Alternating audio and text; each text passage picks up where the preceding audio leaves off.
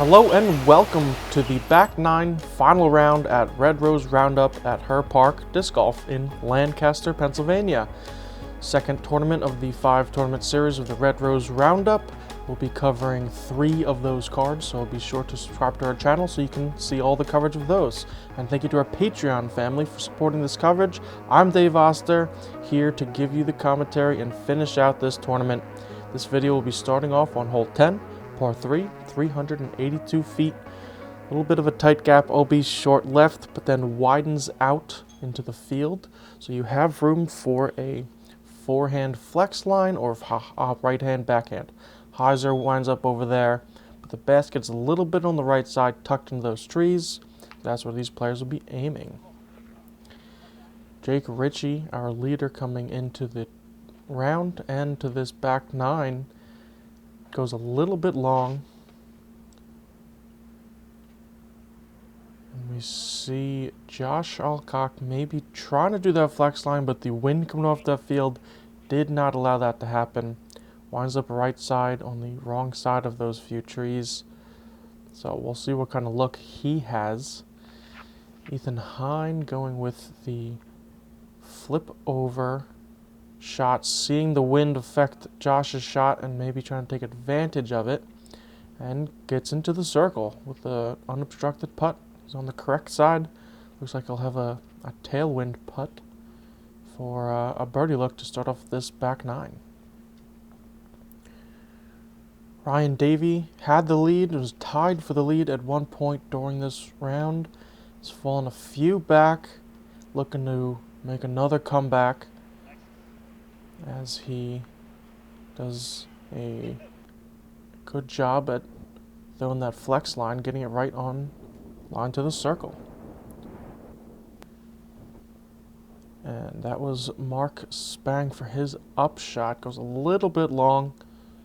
Should have a decent comebacker.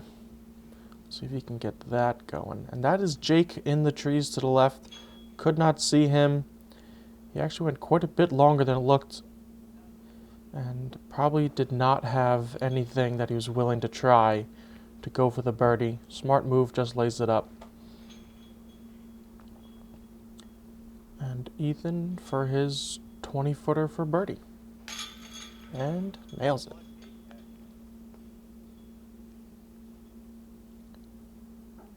Ryan just a few steps shorter, also for his birdie look.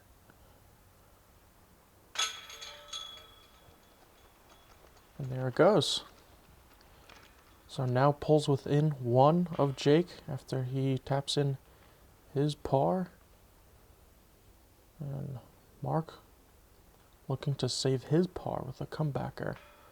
Oh, and just slow left. And still has a little bit of work to do. We'll take a look at that after Josh with his par putt.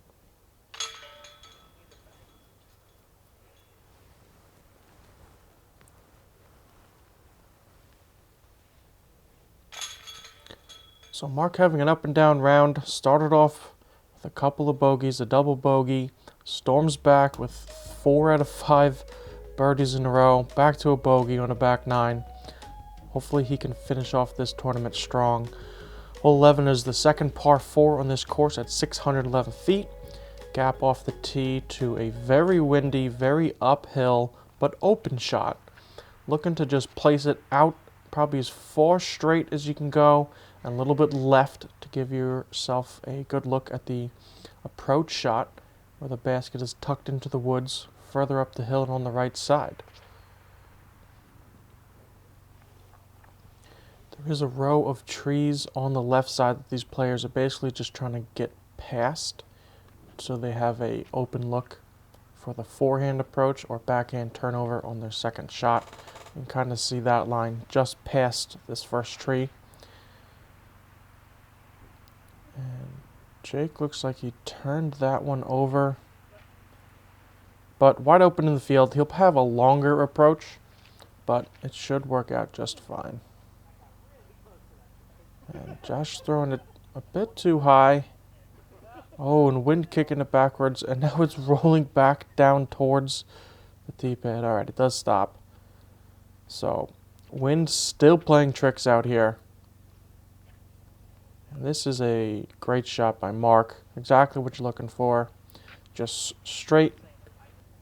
A little bit of hyzer to combat the headwind. And land that in the open while you give yourself a shot for your approach.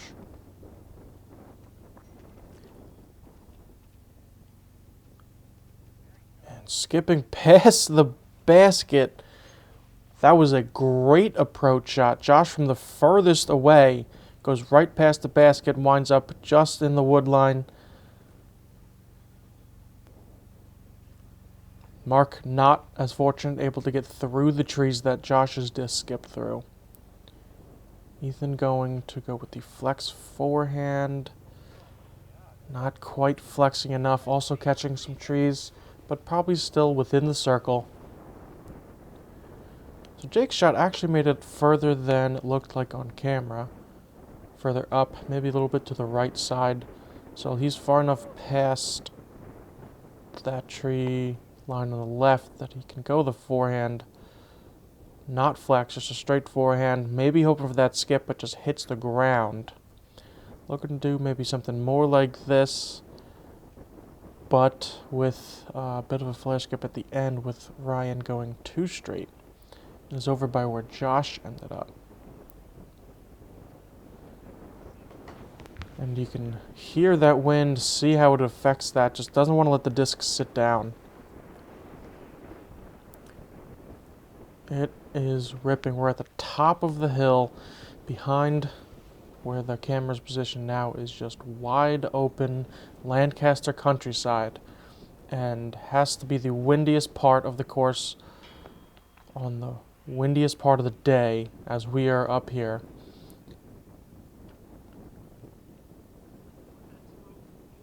We'll see in the next few holes the wind certainly affecting the players' throws, putts, and approaches. Probably a 20 to 25 mile an hour wind.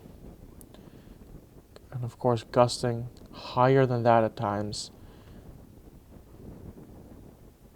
We mentioned it in the front nine. Very poor conditions. Oh, and unlucky cage hit for Josh. That was to get his birdie after being shortest on the drive for his first shot.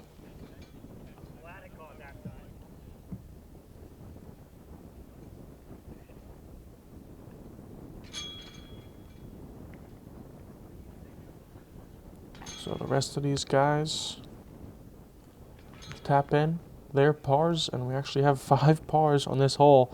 A lot of different ways that these guys got there, but it all worked to do it in 4 strokes. As we move over to hole 12, going back down the hill, just to the side of the tee pad we just threw from, is a par 3, 442 feet. Pretty much wide open. If you go too far, you have the trees to contend with. So distance and speed control would be the biggest things on this hole normally, if we weren't also throwing into a 25 mile an hour tailwind. So it looks like Ethan probably threw something very understable, hoping to combat the wind, but maybe just a little bit too understable, maybe a little bit too low.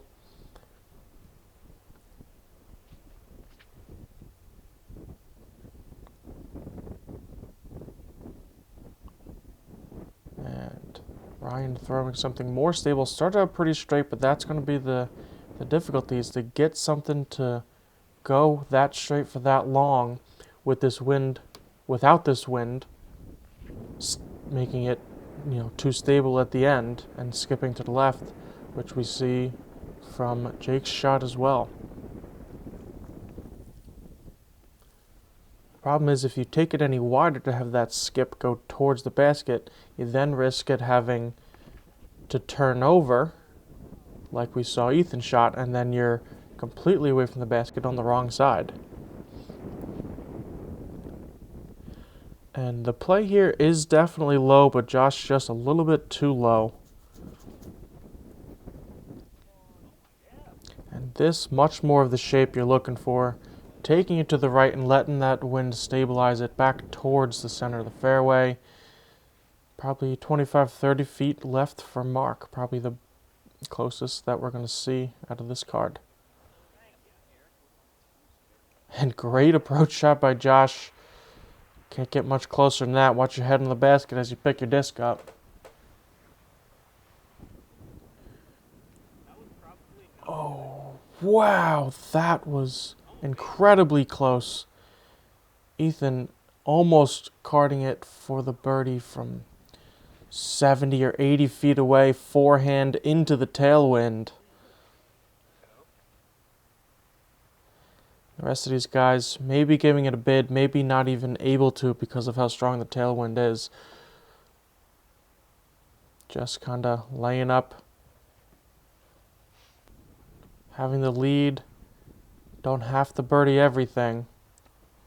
Oh, and a good run by Mark would have had the best birdie chance on this card, but just a bit left. And good putt by Ryan. Even putts at this distance can be tricky. Of course, the theme of this round is the wind.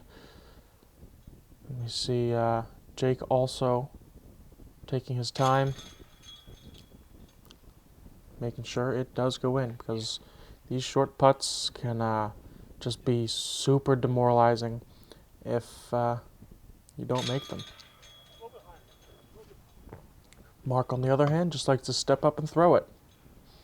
But whatever works.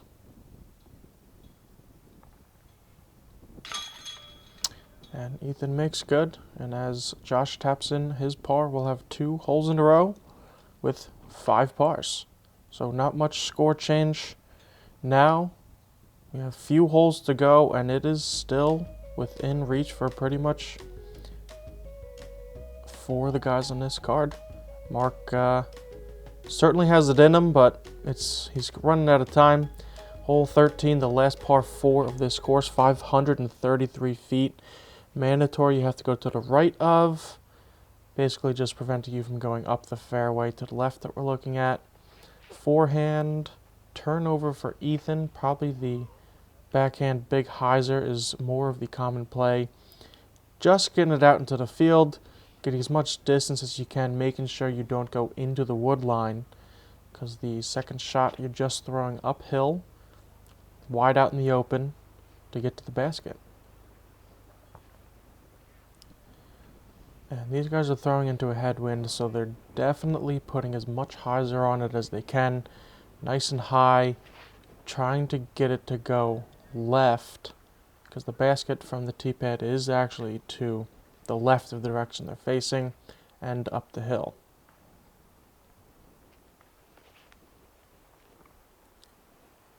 Lots of hyzer by Josh. Gets it more left than these other guys. That's what you're looking for. Mark a little bit lower of a line, but enough angle that he gets it out there. So we'll see his approach first, looking at the basket just between the tall tree and the short tree, up by Catch Cam Wendy, looking very picturesque, silhouetted by the bright sky. And Josh's forehand goes a little bit too straight at it, maybe expecting that headwind to flip it some more, but still within the circle. So there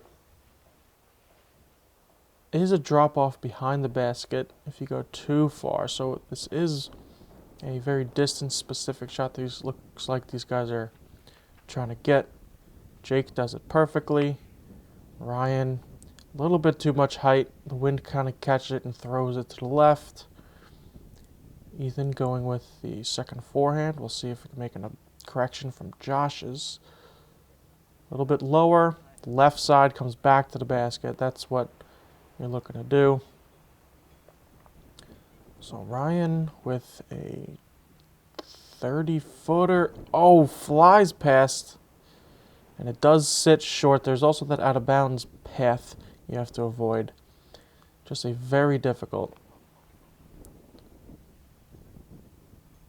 putt to make into this wind, and Josh going the opposite direction. Just maybe expecting the wind to lift it, and it doesn't. And Ryan has this come back for a par.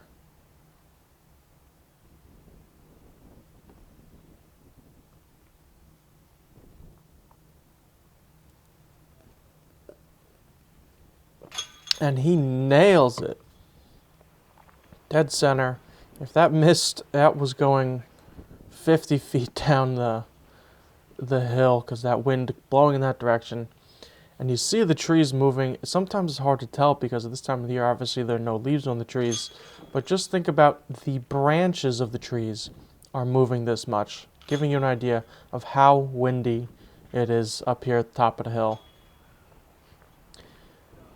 As we see 3 birdies and 2 pars, and the wide open country of Lancaster blowing onto this course. We move the hole 14, par 3, 257 feet. Looking to throw something straight and on hyzer, get around this last tree we're looking at here, and skip up to the basket. Not going too far long straight or too far left because there are more woodline trees that you need to not be in to give yourself a good look at a putt.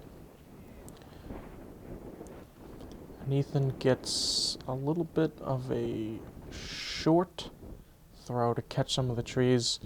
The tailwind kind of left to right, probably pushed that down a little bit more than he expected. Jake trying to make the correction, goes a little bit too straight.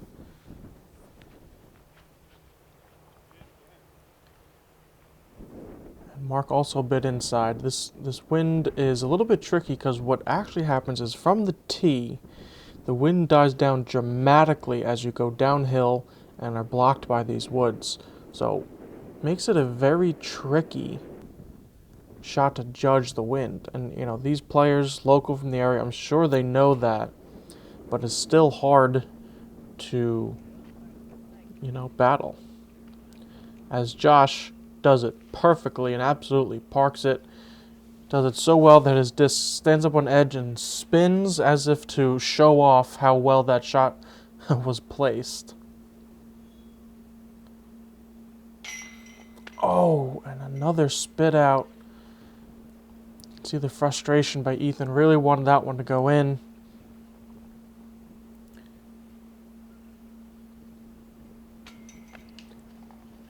Just tickling the chains left side. Not the easiest putt. We did see Ryan go a little bit long, a little bit longer than Jake even, and a little bit of an obstructed putt. Jake looks like he has pretty open, even though he's in the woods.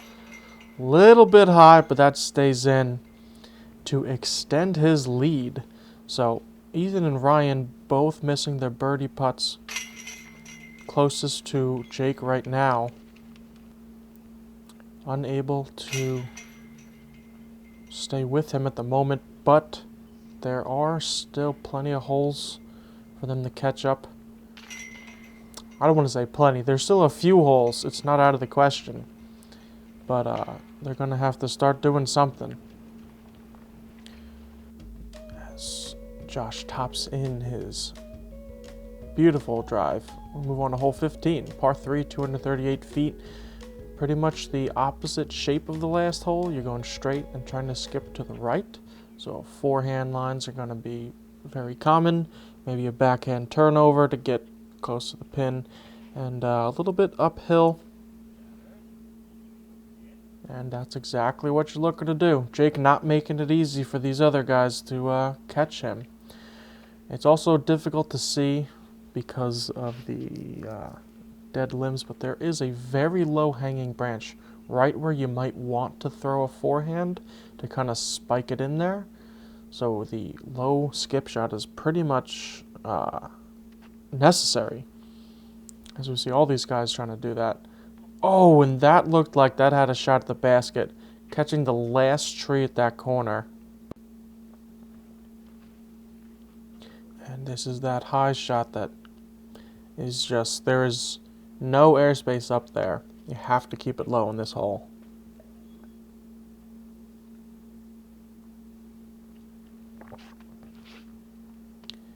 Little bit wide by Ryan. Oh, but it comes back. Comes back and parks it. All right, so Jake and Ryan are right there. Josh a little bit long. He should have a look at it. Mark and Ethan got caught up. Mark lays up. Ethan looks like he's going to give it a bid. Oh, that looked good the entire time until it just passed the basket on the right side.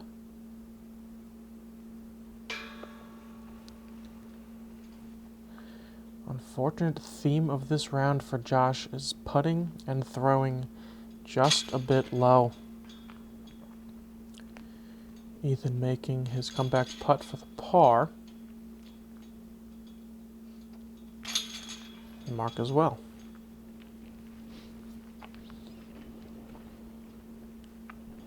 So we get to Ryan's drive taking his time. You can see the field is still right there. Still very windy. Deceiving because we're in the woods, but you can see it, the limbs are blowing. You almost don't have much relief other than a few spots on this course from the wind.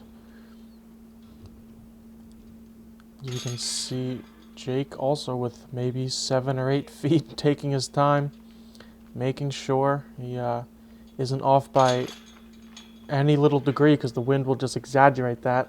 And we've already seen today quite a few short missed putts, most likely due to this wind. So 3 holes to go. Hole 16, par 3, 193 feet. Going to throw it straight, probably at the ground, trying to skip it just around this corner and up to the basket.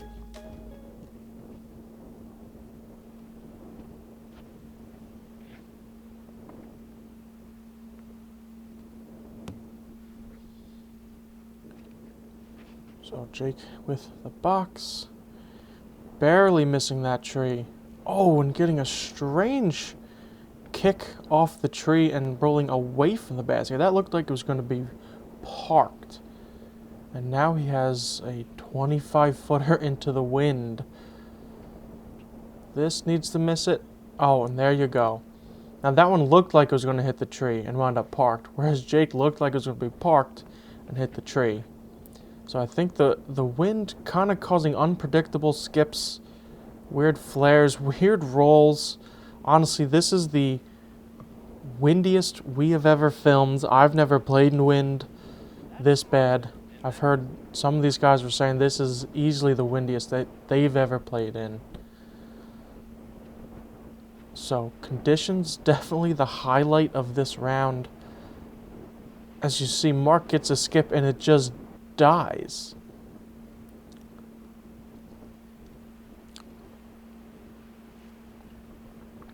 Oh, and Ethan going for it, and you can just see it doesn't want to come back. The wind just blowing it to the right side. Mark maybe giving it a bid and just goes a little bit left. And Jake smartly, with the lead he has, just laying up. Ethan, the only one left with a real putt.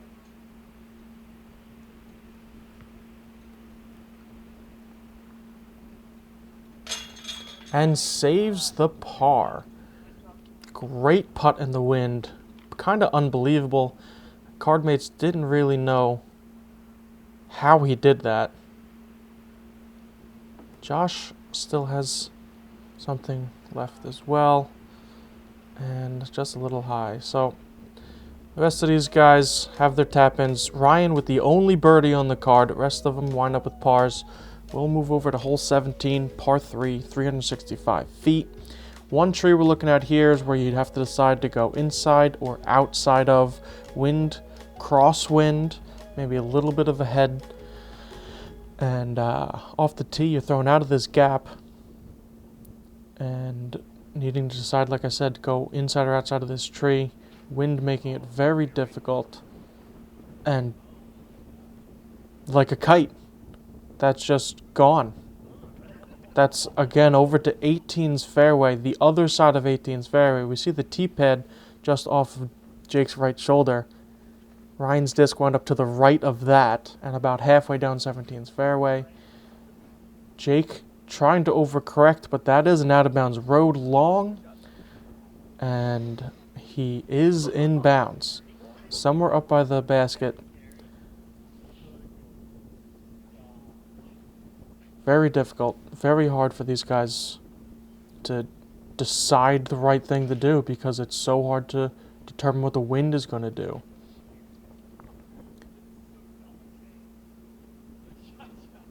And just keeping that disc rolling, but definitely the closest of the group so far. Maybe circle's edge a little bit outside.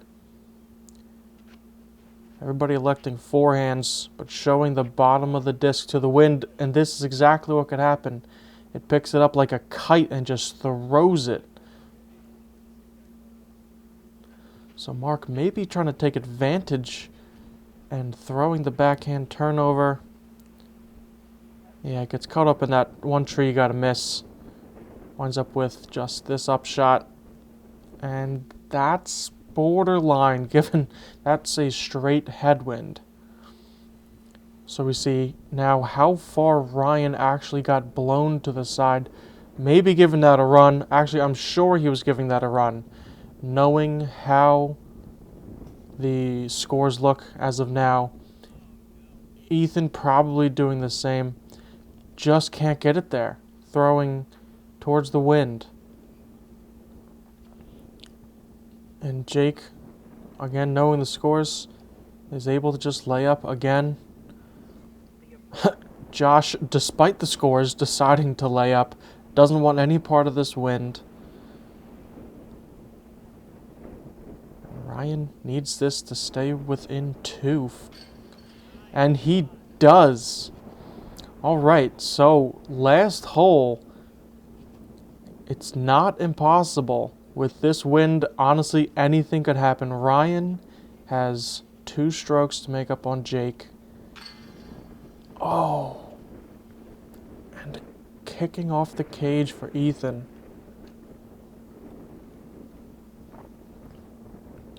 So this is Mark for his par. And it stays in.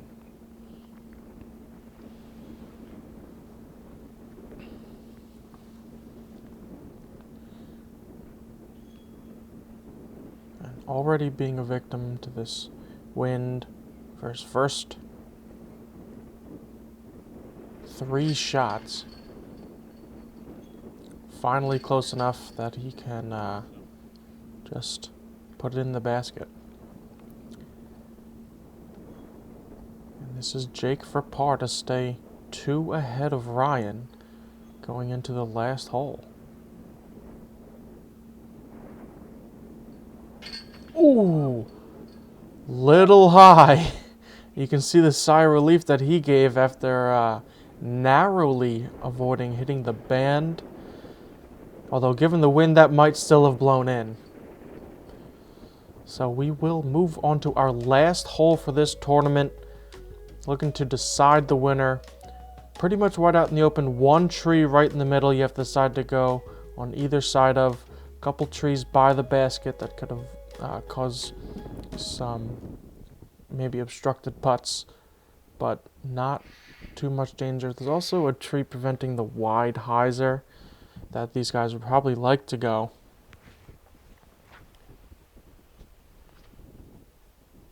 So Ryan going with the turnover. Cut rolls back. All right.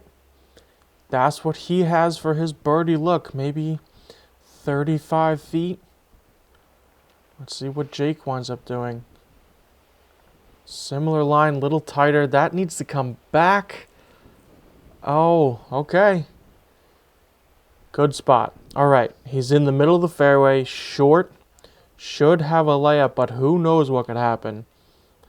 Honestly, again, I keep saying it, this wind has done crazy things already.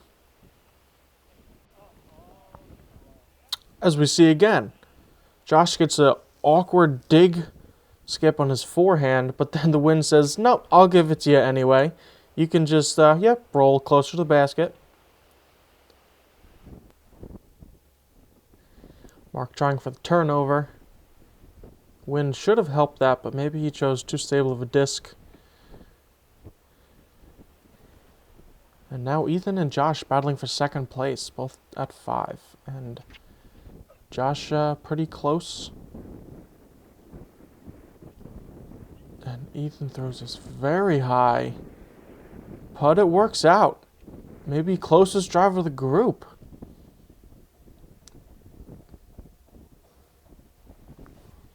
Mark, a little flex up shot, maybe giving it a half a bid. But honestly, great shot.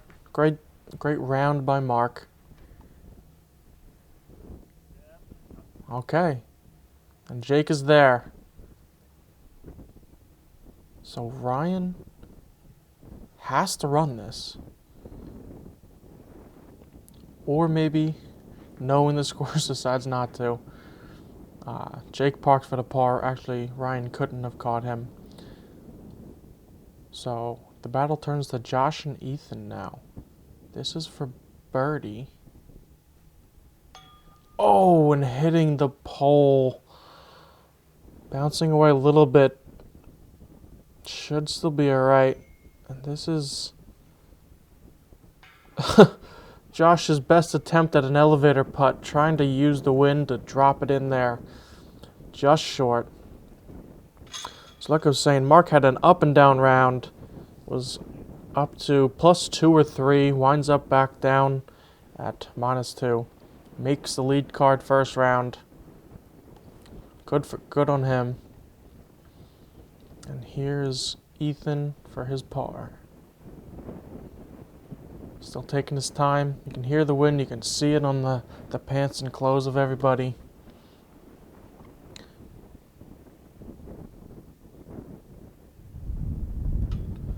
Oh, and you could see how quickly the wind lifted that. No! Oh, no. Ethan's standing there in disbelief.